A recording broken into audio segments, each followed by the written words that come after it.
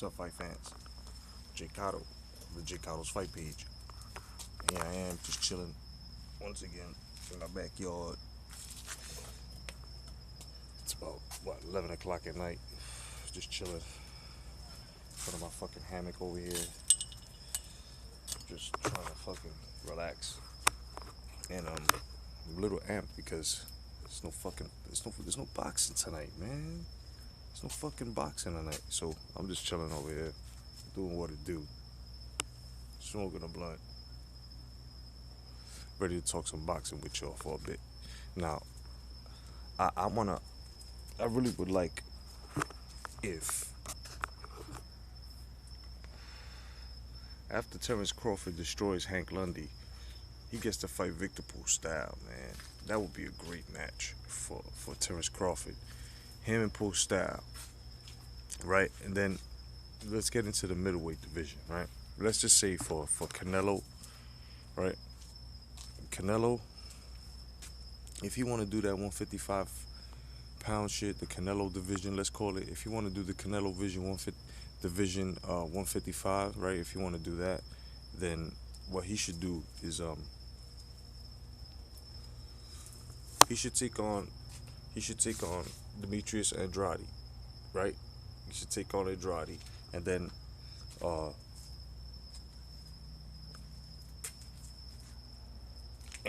Gennady could take on Stevenson,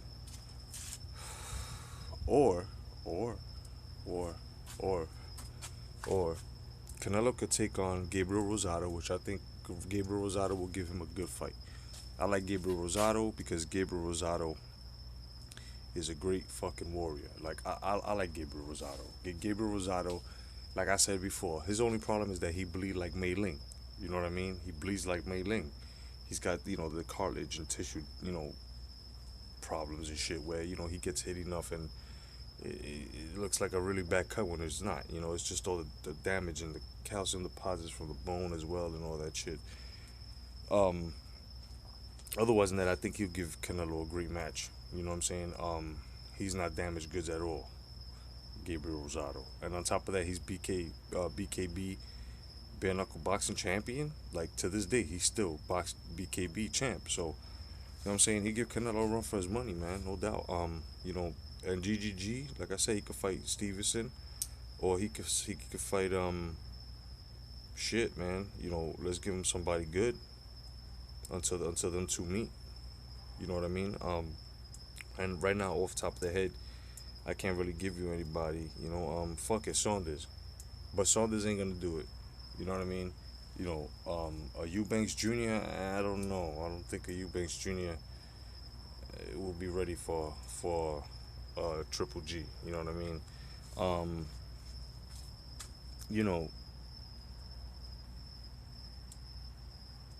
Could give him a Lee. Could see what he could do with Lee. But then at the same time, with Lee, you know what I mean? He just is coming off a loss. So it's very hard to choose for these two gentlemen for voluntaries. You know what I mean? But these are the only two I can come up with, you know what I mean, for them two until they meet. Now, when they do meet, I have a feeling that not only is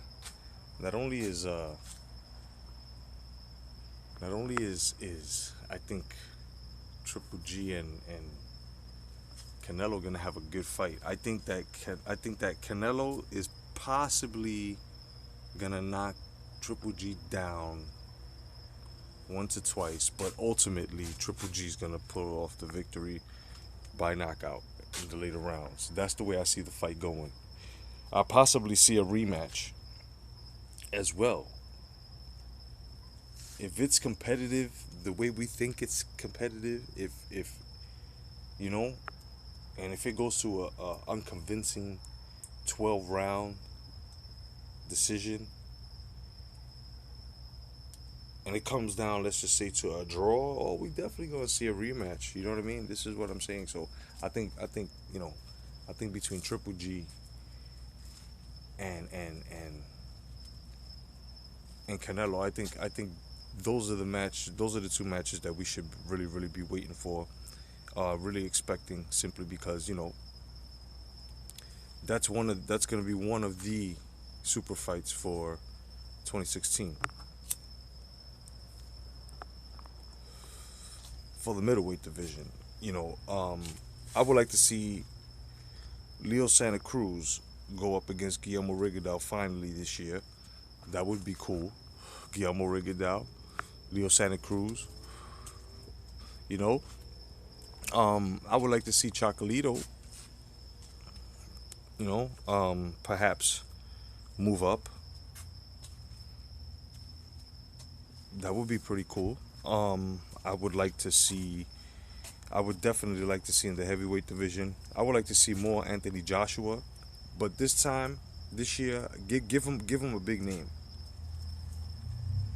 Give him a big name. And personally, I don't think there's a need for a Joshua White too. Guys, there's no need for that. There's no need for a Joshua White too. For what? For what?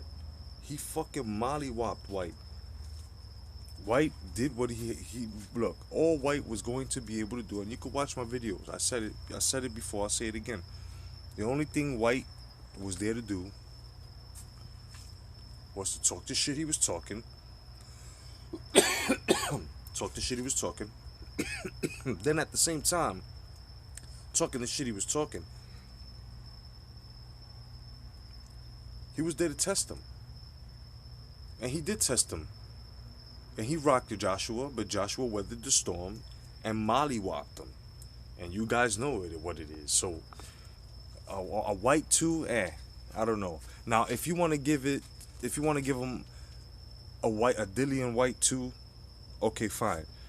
Under this circumstance, though, okay, under this circumstance, that this year nobody wants to fight him, because other than that, I see Anthony Joshua with a lot of opponents, a lot of fucking opponents in the heavyweight division. Especially him being, British heavyweight champion. So he's got a lot of, he's got a lot of variety of opponents. But the thing here is, the only way the variety of opponents are going to become limited is if the opponents diva out and start pricing themselves out or weighing themselves out, and trying to make their own divisions and shit. Then that's the only way I think that it's not going to work. But I truly feel that Anthony Joshua comes to the mainstream here in America, mollywop's a big name, it'll be great. Now, if they want to give Anthony Joshua a Shannon Briggs for entry fight for a big name to come to America, I wouldn't mind seeing that. And as a matter of fact, I wouldn't even be surprised if Shannon Briggs upsets Anthony Joshua. See, a lot of you guys don't understand. Peace to Dilltown.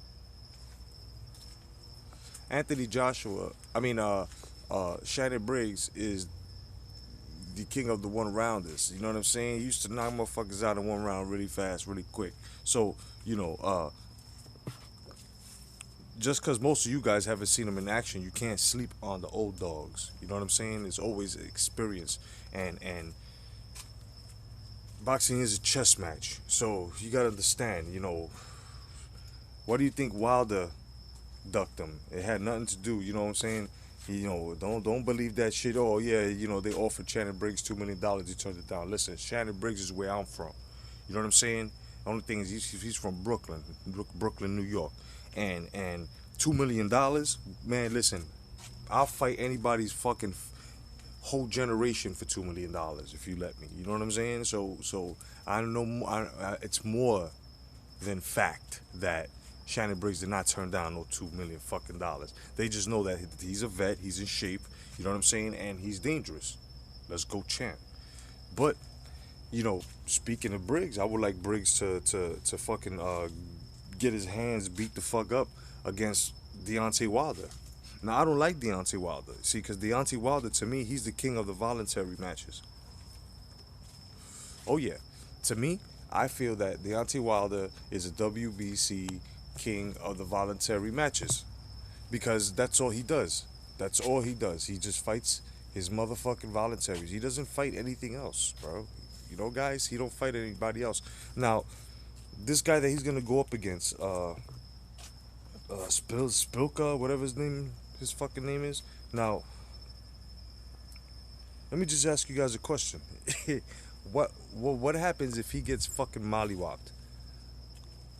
Johnny Longoria. What happens? What, right? Like, no. Let's ask these guys this question. What happens if Deontay Wilder gets mollywopped?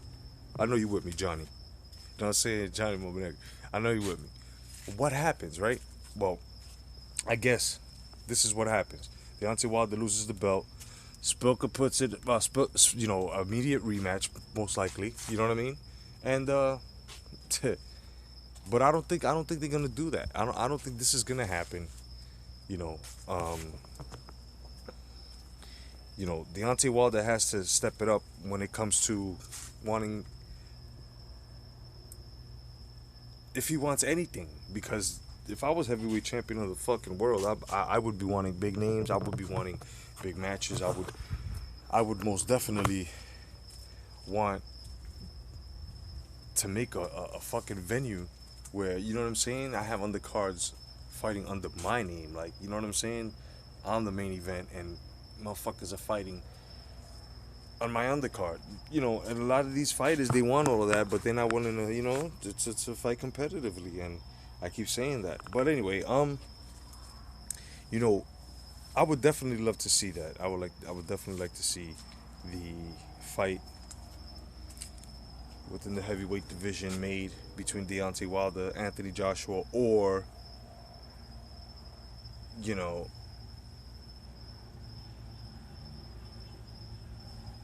Briggs. You know, I don't know, man. There are other heavyweights, man. There are other heavyweights that are making their way up, and a lot of prospects too that are like undefeated. You know what I mean? And it's not the whole aspect of being undefeated that makes it exciting. It's just the way they're winning, the way they're becoming undefeated. They're all by fucking knockouts. Like, take a look at it, man. It's fucking crazy. These guys are mollywopping. They mollywopping to fucking undefeated streaks, and it's amazing. It's amazing, bro. Especially the heavyweight division. Peace to Mr. Boxing Today and Blood Boxing. Those guys are, especially Mr. Boxing Today. They definitely repping the heavyweight division, and you know what I'm saying. I stay schooled, and it brings me back to the days when I used to watch Bone Crusher Smith and all the motherfuckers. You know what I'm saying? Get down, but I just feel that the heavyweight division is coming back. You know what I'm saying? Very slowly. Now the welterweight division. Listen, Manny Pacquiao and Timothy Bradley 3 makes sense. You know why? Because there aren't any more wars, man. There aren't any more trilogies. All right, you guys gotta understand, man. Not only is Pacquiao king of the catchweights, which is nothing wrong with that. You know what I'm saying? Nothing wrong with that. Nothing wrong with that.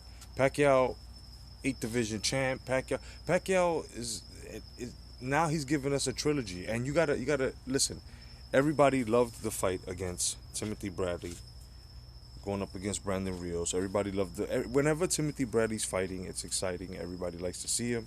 He's competitive. Not only that, he can play chess. He can bang. So Timothy Bradley and Manny Pacquiao 3 is great for boxing. It's great for boxing, and especially if Manny Pacquiao wins convincingly, and let's just say if he knocks out Timothy Bradley, then what? Right? He goes out with not only a knockout, he goes out with a strap, and that's it. He retires. Hopefully, it'll bring the prize fighter from Vegas out, but I doubt it. But then you also got Timothy Bradley, who can also, because of his new trainer, Teddy Atlas, he can actually strengthen and condition himself to the point that he can be very, very strong and find the balance and find the point to where he can knock Pacquiao the fuck out. And if he knocks Pacquiao out on Pacquiao's last match, oh boy, oh boy, oh boy, wow, what a way to go out, and what a way to end a great vet's career. You know what I mean? So Sky's the limit for both these guys in this match as well. You know what I mean? So I hope they give us a great fight. I'm looking forward to that. That's gonna be a great fucking match for in the welterweight division. You know, Keith Thurman and Sean Porter. Listen, I don't care. I don't care. I'm not really caring too much about the PBC brand. Um, these guys are boring me already. This is some WWE shit. You know, I keep telling you guys, these are all skits. They're their own writers. They're fucking putting storylines together just to keep you entertained. And I'm just gonna see it like this. I'm gonna keep it boxing, and I'm gonna just tell you guys like this. Uh, if it gets made, it gets made, man. Any fight, any PBC brand fight that stalls and doesn't get signed as soon as they say they're supposed to sign it, and it stalls on to weeks, well, first days, then weeks, then months, then fuck it. I'm just gonna do what I'm about to do now. If it's made, it's made. If it's not, then fuck it. I don't care. You know what I'm saying? But if you're gonna make the fight, then make the fight. Make the fucking fight, and let's get it on. You know what I mean? There's nothing more after that, right, fight fans? Let me see what else, man. Shit. You know,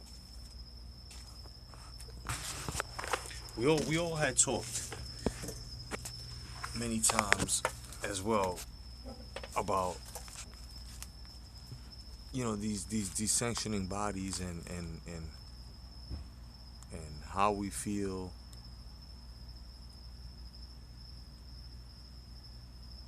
when they actually rob somebody like fighters like Mauricio Herrera and this year in 2016. I just hope that these fucking these judges, man, I hope they get their shit together. I hope they get their shit together to the point that they don't fuck up the interest of the box of the boxing fans, because once they lose our interest, it just comes up to the point that who's gonna watch boxing anymore? At least who's gonna pay them bills? Sponsors can't pay bills without us watching. Right? So it is what it is, man. Peace to everybody in the YTBC, man. Thanks for watching. Just figured I'd kick some boxing with you guys for a little bit, and now I'm just gonna go inside and finish getting over this sinus infection. Otherwise than that, fight fans, my name is J.Cotto. God bless. Good night. Stay vigilant. Hashtag come back to boxing. Peace, y'all.